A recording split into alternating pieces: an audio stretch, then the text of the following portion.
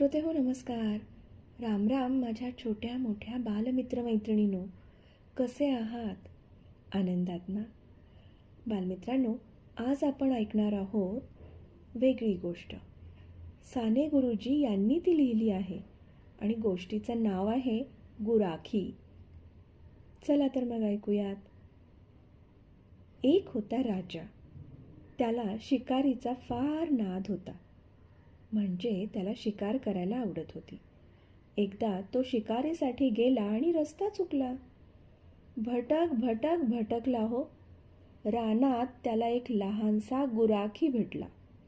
तो गाई चारीत होता, पावा वाजवीत होता. राजा त्याला म्हणाला, मुला, ए मुला, मला रस्ता दाखवतोस? मुलाने विचारले, तुम्ही कोण? तो म्हणाला, मी राजा. गुराखी म्हणाला, राजा सुद्धा रस्ता चुकतो? आम्ही नाही बा कधी चुकत. अंधारात सुद्धा नेमके घरी जाऊ आम्ही. राजा म्हणाला, मुला, तू हुशार आहेस, तुला कोण शिकवतं? गुराखी म्हणाला, मला कोण शिकवणार? झाडे माडे फुले पाखरे नद्या नाले हे माझे मित्र.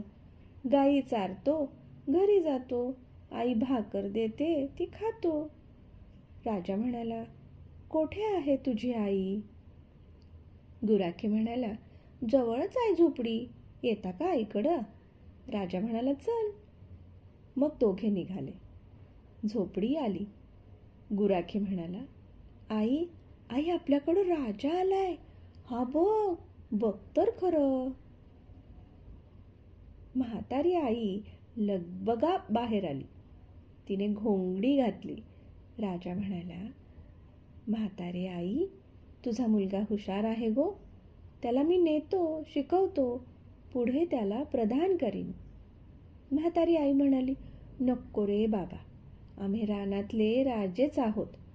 राजाची मर्जी ढगावणी, आळवावरचं पाणी. आता आहे मग नाही, काडीचा म्हणून भरवसा नाही. परंतु मुलगा म्हणाला, आई, राजाबरोबर मला जाऊ दे, मी मोठा होईन, तुला मग पालखीतून नेईन. आई म्हणाली, तुला इच्छा असेल तर जा, परंतु माझे शब्द ध्यानात ठेव. राजा आणि गुराखी निघाले. गुराख्याने रस्ता दाखवला. दोघे राजधानीला आले. राजाने गुराख्याला शिकवण्यासाठी एक शिक्षक ठेवला. हळूहळू तो गुराखी हुशार झाला. राजाने त्याला मुख्य प्रधान केले. गुराखी मुख्य प्रधान झाला, परंतु त्याला गर्व झाला नाही बरं का. तो गरिबांची काळजी घेई. त्याने अनेक विहिरी बांधल्या, धर्मशाळा बांधल्या. तो कोणाला नाही म्हणत नसे आणि लोक त्याला दुवा देत, आशीर्वाद देत. परंतु राजाचे जुने नौकर त्याचा हेवा करू लागले हो.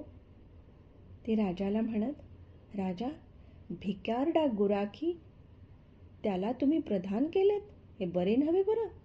तो प्रामाणिक असू शकणार नाही. लोकांना मदत करतो, विहिरी बांधतो, धर्मशाळा काय बांधतो. कोठून आणतो हा पैसा? तिजोरीतील चोरीत असेल. राजा हलक्या कानांचा नव्हता, म्हणून तो लक्ष देत नसे. परंतु पुढे तो राजा स्वर्गवासी झाला आणि त्याचा मुलगा गादीवर आला. या नव्या राजाजवळ ते जुने नौकर नाना गोष्टी सांगू लागले. एके दिवशी म्हणाले, महाराज, तुमच्या वडिलांनी ऐकले नाही आणि या भिकारड्या गुराख्याला प्रधान केले हो. हा लफंग्या आहे. तुमच्या वडिलांची हिऱ्यांच्या मुठीची एक तलवार होती, ती याने लांबविली, चोरली. विचारा याला ती कोठे आहे म्हणून.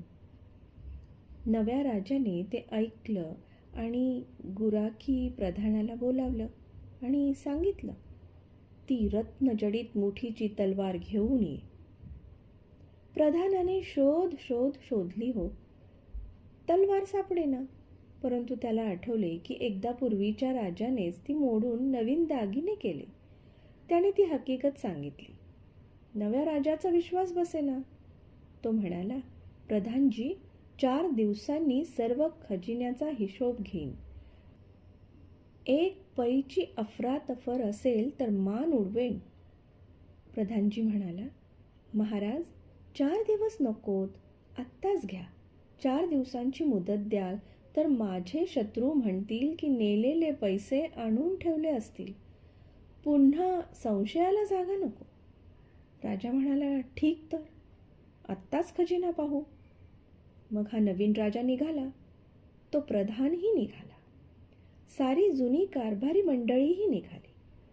खजिना मोजण्यात आला. पाव आण्याचीही चूक नाही. मत्सरी मंडळींची मान खाली झाली. परंतु त्यातील एक जण धीर करून राजाला म्हणाला, राजा, या प्रधानाच्या घराची झडती घ्या. खात्रीने चोरलेली हिरे माणके तिथे सापडतील. राजा म्हणाला, चला. सारे प्रधानाच्या घरी गेले. ओटीवर साधी चटई होती, ना गालीचे ना हंड्या झुंबरे. राजा म्हणाला, यांचे घर तर साधे आहे. मत्सरी मंडळी म्हणाली, लबाड लोक वरून असेच असतात, बगळे दिसायला ढवळे परंतु आत काळे. राजा म्हणाला, बरं, घरात शिरूया. घरात कोठे काही सापडले नाही. परंतु शोधता एका खोलीत एका कपाटाला भले मोठे कुलूप होते. मंडळी म्हणाली, केवढे मोठे कुलूप, यात असेल चोरीचा माल. राजांनी विचारले, प्रधानजी, यात काय आहे? प्रधान म्हणाला, महाराज, माझी सारी संपत्ती यात आहे. राजा खवळला, रागाने लाल झाला. तो ओरडून म्हणाला, फोडा ते कुलूप. कुलूप फोडण्यात आलं. परंतु आत काय होते? तेथे एक फाटकी घोंगडी, एक काठी आणि एक फाटका वाहनांचा जोड होता. राजाने रागाने विचारले, कुठे आहे संपत्ती? राजाची थट्टा करतोस? प्रधानजी मात्र अत्यंत नम्रपणे म्हणाले, महाराज, हीच माझी खरी संपत्ती. तुमच्या वडिलांनी मला रानातून आणले तेव्हा एवढ्याच वस्तू माझ्याजवळ होत्या. बाकीचे माझे वैभव तुमचे होते. ते मी सारे लोकास देत असे. आई म्हणाली होती, राजाची मर्जी म्हणजे आळबावरचं पाणी, राजाची नोकरी म्हणजे सुळावरची पोळी. तिचे शब्द खरे झाले. मी पुन्हा रानात जातो आणि रानातील राजा होतो हे बरे. राजाला मात्र वाईट वाटले. त्याला त्या दुष्ट कारभारी मंडळींचा राग आला. त्याने गुरख्याला सांगितले, तुम्ही जाऊ नकात. या चांडाळांनाच मी दूर करतो. तुमच्यासारखा प्रधान असेल तर राजाच्या हातून भले होईल. कल्याणकारी कार्य होतील. लोकांच्या कल्याणासाठी तरी तुम्ही रानात जाऊ नकात हो. गुराख्यानेही ऐकले. दुष्ट मंडळी दूर गेली. राजानेही गुराख्याला सांगितल्यानंतर गुराख्याने देखील ते ऐकले. सारी दुष्ट मंडळी दूर गेली. प्रजा सुखी झाली. गुराख्याने आपल्या आईलाही रानातून आणले. तो दिवसा लोकांचे कल्याण करी, वेगवेगळी कामं करी आणि रात्री आईचे पाय चेपून तिचा आशीर्वाद घेई.